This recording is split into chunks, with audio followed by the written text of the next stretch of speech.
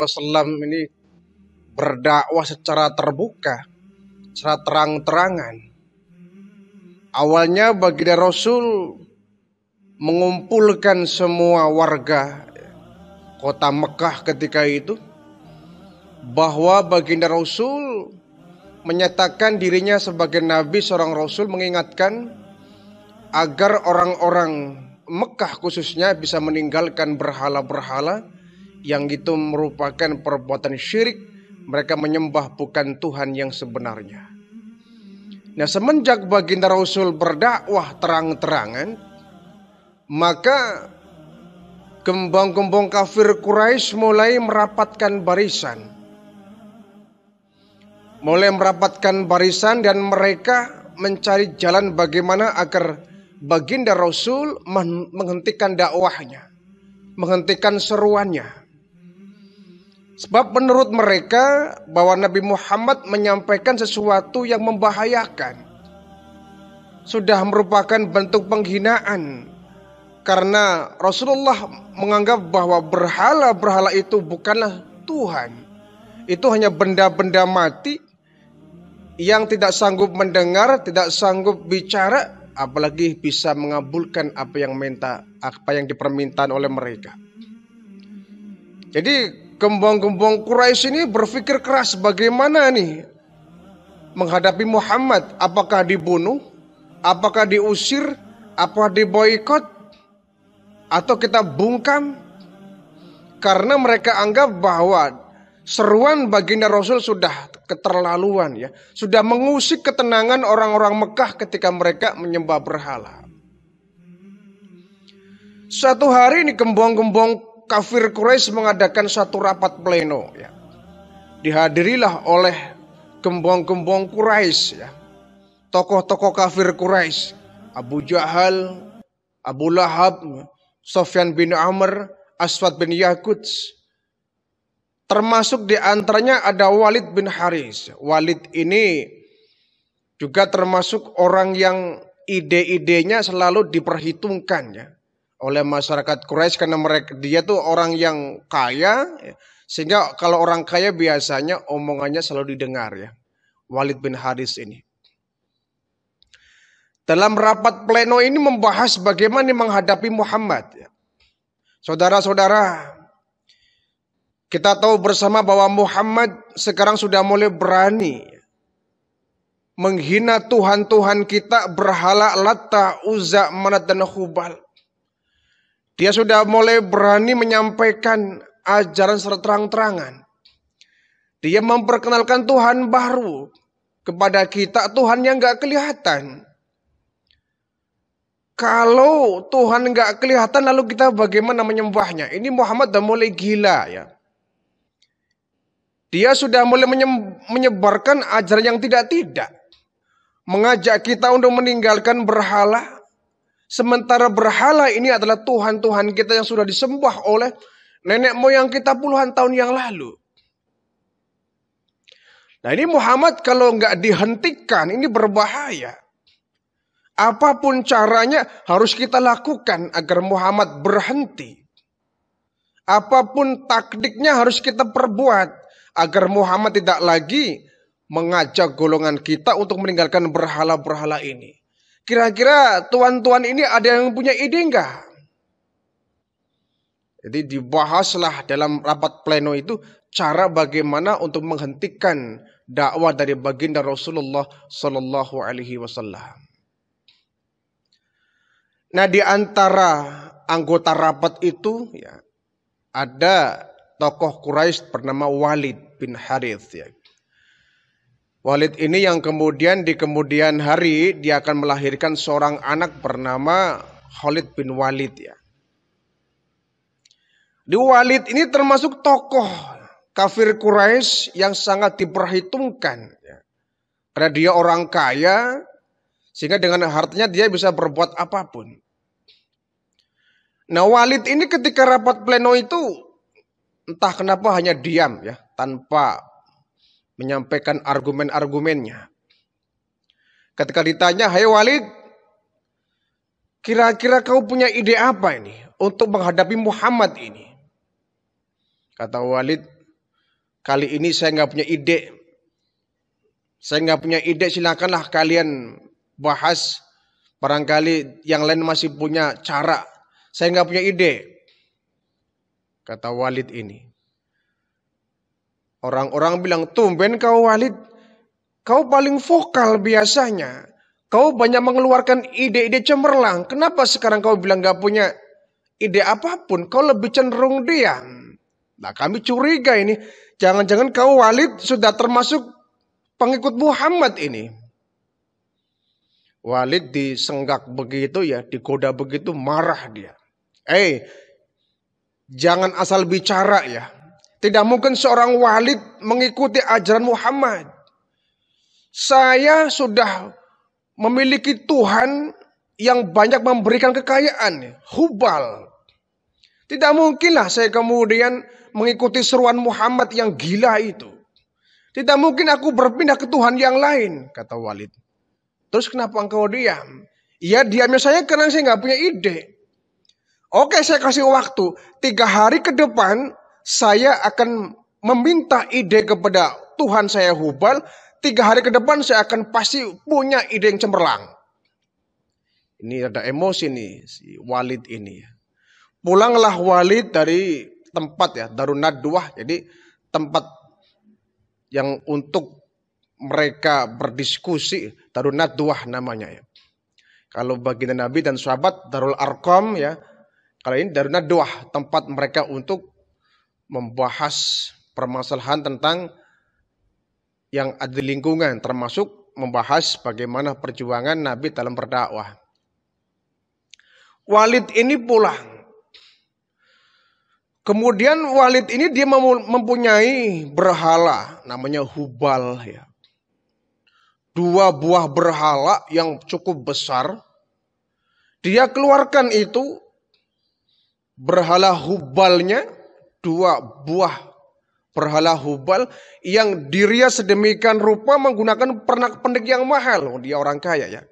Dipakaikan baju yang mahal, yang menarik, dikasih pernak-pernik yang cukup menarik ya.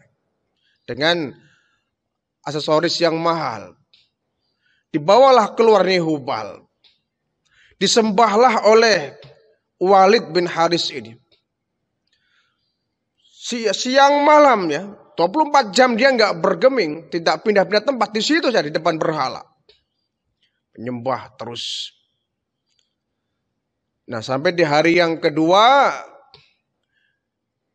Walid ini kemudian bicara dengan Hubal nih, wahai Tuhan Hubal, tolong berikan aku ide. Bicaralah kau kepadaku. Bicaralah, berikan ide kepadaku bagaimana tentang Muhammad itu. Dia diajak bicara nih Hubalnya. Ya patung ya diajak bicara. Tapi kemudian ketika Walid ini sedang bicara dengan berhala Hubalnya, tiba-tiba datang iblis ya. Iblis datang, iblis musafir namanya. Iblis datang, nah ini kesempatan ini, pikir iblis ini. Hubal lagi berdialog, si Walid sedang berdialog dengan Hubal.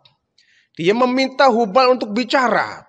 Nah ini kesempatan ini untuk mengecohkan ini. Iblis kemudian masuk ke dalam raga berhala Hubal ini. Masuk dalam, sehingga ketika Hubal ini diajak bicara, tiba-tiba dia bicara. Ya. Dengan begitu fase ini mulut berhala Hubal kemudian terbuka dan bicara. Wahai Walid, ketahuilah bahwa sungguhnya Muhammad itu bukanlah nabi, bukanlah rasul. Jangan pernah engkau mempercayai ucapannya. Muhammad itu pendusta. Dia bukan nabi, dia bukan rasul. Jangan pernah kau membenarkan omongannya. Ini kata Hubal, padahal yang bicara bukan Hubal.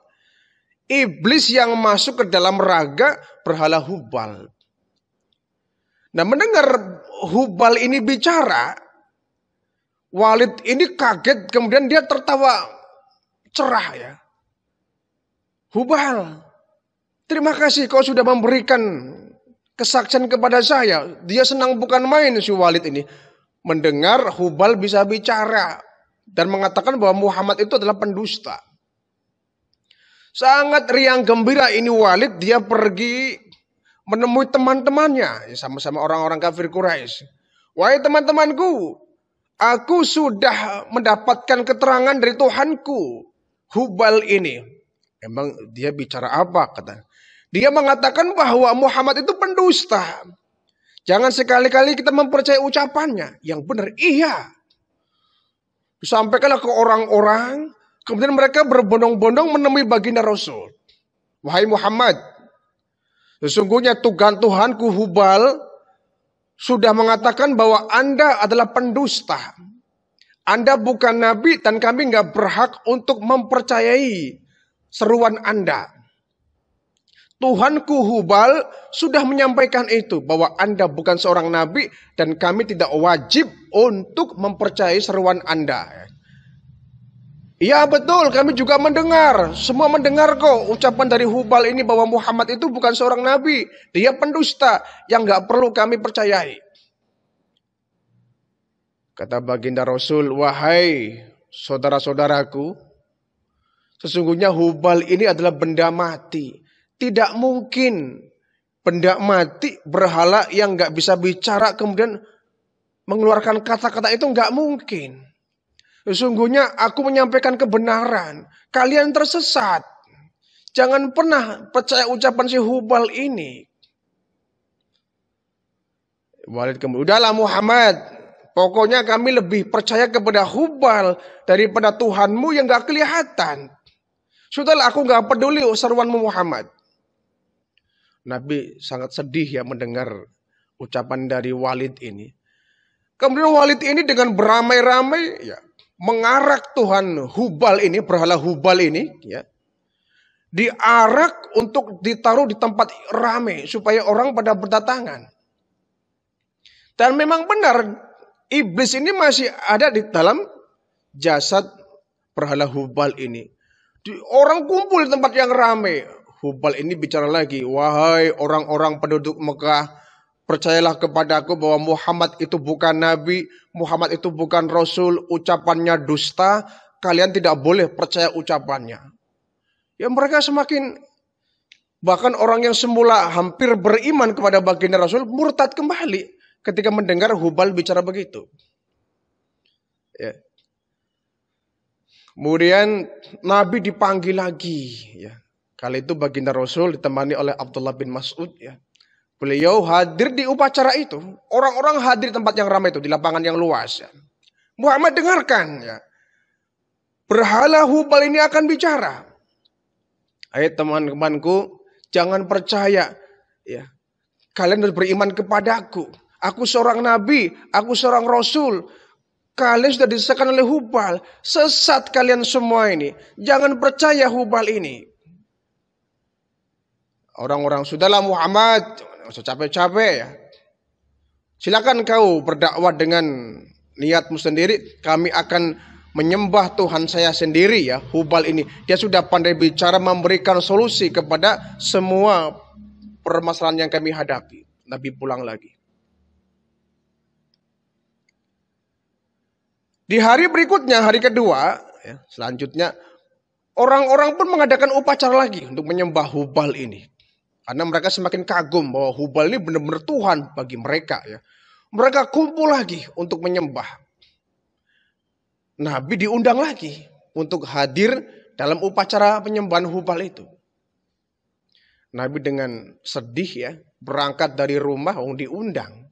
Nabi nggak pernah lelah, bosan untuk mengingatkannya. Nabi jalan berangkat dari rumah menuju tempat upacara Hubal ini. Namun di tengah jalan, Nabi kemudian bertemu dengan seseorang yang menggunakan jubah hijau, ya. Menggunakan kuda berpakaian jubah hijau. Ya Rasulullah, mohon maaf aku hentikan sejenak. Ada apa? Anda siapa? Ingin saya katakan wahai Rasulullah, bahwa di dalam raga berhala Hubal ini ada jin jahat, ada iblis jahat namanya Musafir. Dialah yang kemudian menyebabkan seolah-olah Hubal yang mereka sembah itu bisa bicara. Padahal dalamnya ada iblisnya. Aku sampaikan kepada Rasulullah, emang ada siapa? Saya Muharir bin Habbar. Aku juga dari kelompok jin. Aku bangsa jin.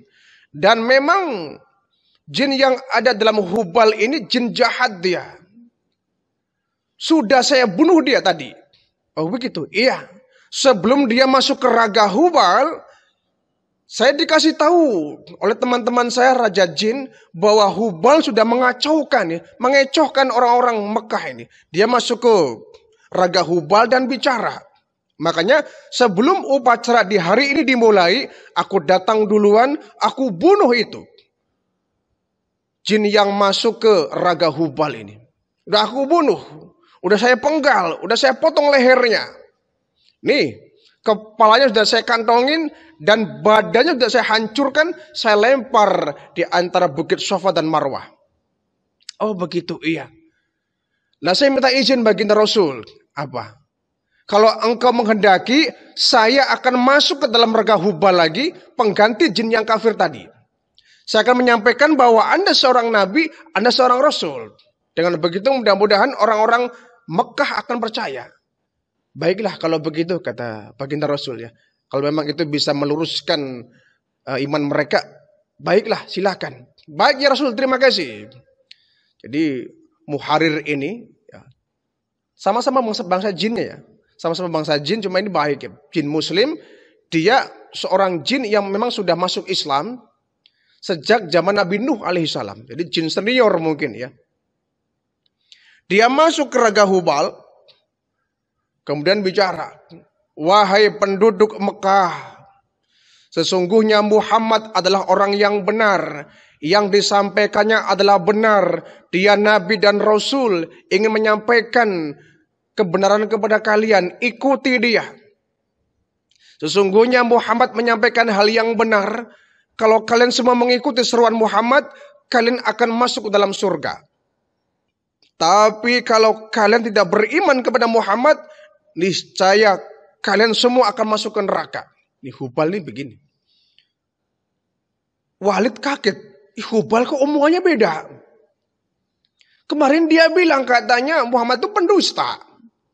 Kenapa sekarang dia bilang Muhammad itu orang yang benar? Walid ini marah ya. Semua orang bertakbir Allahu Akbar, ternyata benar.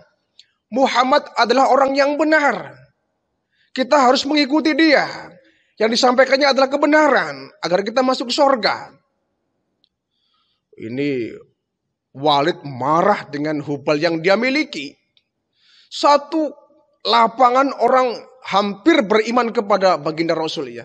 Mereka menyampaikan bahwa Muhammad adalah benar sesuai dengan yang diucapkan oleh Hubal ini. Walid marah, hanya Hubal yang bicara ini langsung dibanting. Langsung dibanting dan dihancurkan itu. Dihancurkan, dipenggal-penggal. Dasar Hubal nggak berguna kamu tuh. Dihancurkan, bahkan dibakar. Dibakar oleh Walid ini. Semua orang pada beriman kepada baginda Rasul. Ya ada yang kafir ya tetap ada. Tapi hampir ya, 80% lah ya. Yang hadir di tempat itu semuanya beriman kepada baginda Rasul. Atas penyampaian yang disampaikan oleh Hubal. Yang padahal di dalamnya ada seorang jin yang baik ya. Muharir bin Habbar.